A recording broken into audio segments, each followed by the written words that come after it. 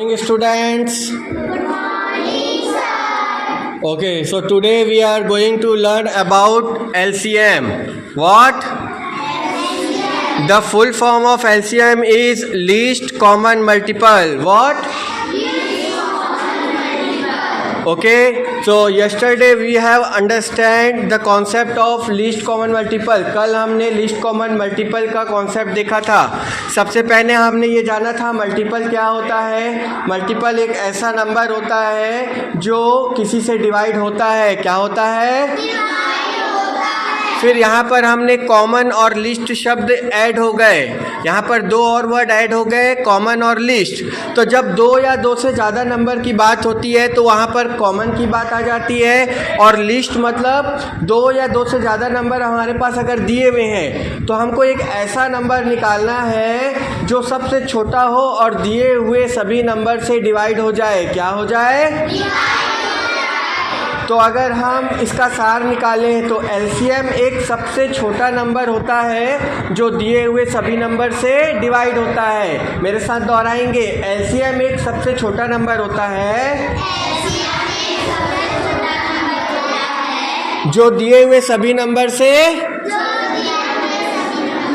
Divide हो जाता है. ठीक है, तो हमने कल की क्लास में हमने क्वेश्चंस को देखे थे, रफ में समझे थे कि कैसे आंसर आता है. आज हम स्टेप टू स्टेप सॉल्व करना सीखेंगे. तो हमारा जो क्वेश्चन नंबर 1 है, फाइंड एलसीएम ऑफ 3 and 15. तो हमारे पास दो नंबर दिए हुए हैं 3 and 15. क्या दिए हुए हैं? तो हमको एक ऐसा नंबर फाइंड आउट करना है जो सबसे छोटा हो और 3 और 15 दोनों से पूरी तरीके से डिवाइड हो जाए. क्या हो जाए? तो स्टेप नंबर 1 है जो 3 और 15 है, आप इसको ऐसा कॉलम बना के लिख लेंगे. क्लियर है? अब पहला स्टेप ये है, आप देखोगे मैंने यहाँ साइड में लिखा है check whether the given numbers are divisible by 2 और नॉट. तो आपको ये चेक करना है ये जो 3 है और 15 है ये 2 से डिवाइड होता है कि नहीं. क्या 3 जो है 2 से डिवाइड होता है? क्या 15 डिवाइड होता है? तो मैंने यहाँ पर आगे कंडीशन लिखा है, इफ़ यस अगर डिवाइड होता है तो हम इसको 2 से डिवाइड करेंगे. इफ़ नॉट अगर डिवाइड नहीं होता है देन चेक फॉर 3, 4. तो हम आगे की नंबर की तरफ जाएंगे. सब 2 से नहीं होगा तो किसकी तरफ जाएंगे? 3 के पास जाएंगे. तो अब हम चेक करते हैं क्या ये नंबर 3 से डिवाइड होता है? यस. अगर एक भी नंबर डिवाइड हो जाए तो हम उस नंबर को लेके सॉल्व करना स्टार्ट करेंगे. तो हमने यहाँ लिख दिया 3 की टेबल में कितने बार में 3 आता है? तो यहाँ पर हमने क्या लिख दिया? ठीक है. इसके बाद ये 15, 3 की टेबल में 15 आता है? कितने टाइम्स में आएगा? तो 3 5 जा. Very good. तो हम यहाँ तक पहुँच गए. हमारे पास क्या बच गया? 1 और 5. अब फिर से 2 से चेक कर लो, चाहे तो आप 3 से भी चेक कर सकते हो क्योंकि 2 से हमने ऑलरेडी चेक कर लिया था. 2 की टेबल में आता है क्या? 3 की टेबल में, 4 की टेबल में, इन दोनों में कोई आता है? 5 की टेबल में हाँ ये आता है. तो अब अगला स्टेप 5 से डिवाइड करना स्टार्ट करेंगे. तो यहाँ मैंने लिख दिया 5. ये 1 है, इसको एज इट इज़ 1 लिख देंगे. यहाँ पर हम लिखेंगे 5 की टेबल में कितने बार 5 आता है? 1 टाइम्स में. तो 5 1 जा.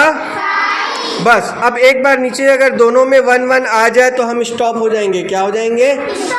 ठीक है. फिर हमारा अगला स्टेप होगा स्टेप नंबर 2. स्टेप नंबर 2 मैंने यहाँ पर लिख दिया है multiply the common factors to find the LCM. जो भी हमारे ये फैक्टर्स आए हैं इसको क्या बोलते हैं? फैक्टर्स. क्या बोलते हैं? और ये कॉमन क्यों है? क्योंकि ये दोनों से डिवाइड हुए हैं. किससे डिवाइड हुए हैं? तो अब हम ये जो फैक्टर्स हमारे पास आए हैं इसको मल्टीप्लाई करेंगे. तो 3 5 जा. तो हम लास्ट में लिख देंगे answer. Therefore LCM of 3 and 15 is 15. क्या? अब यहाँ मज़ेदार बात है, देखो हमारा एलसीएम क्या आया? 15. क्या आया?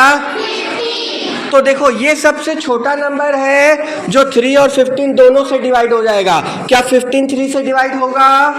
होगा। क्या 15 15 से डिवाइड होगा? होगा। अब आप आगे मजेदार बात देखो, अगर मैं यहाँ लिख देता 30, क्या ये 33 से डिवाइड होगा? होगा। 15 से डिवाइड होगा? होगा। तो देखो 15 भी इन दोनों से डिवाइड हो रहा है, 30 भी इन दोनों से डिवाइड हो रहा है, लेकिन हमने 15 को आंसर क्यों लिया? क्योंकि ये सबसे छोटा है। ये भी कॉमन मल्टीपल है लेकिन ये बड़ा है और ये सबसे छोटा है, इसीलिए हमने इसको बोला एलसीएम, लीस्ट। लीस्ट मतलब सबसे छोटा। क्लियर है? तो ठीक है, ये हमारा कॉन्सेप्ट था एलसीएम का। थैंक यू क्लास, सभी को समझ में आया? तो मैं क्या आप लोग को एक क्वेश्चन दूंगा, बना पाएंगे?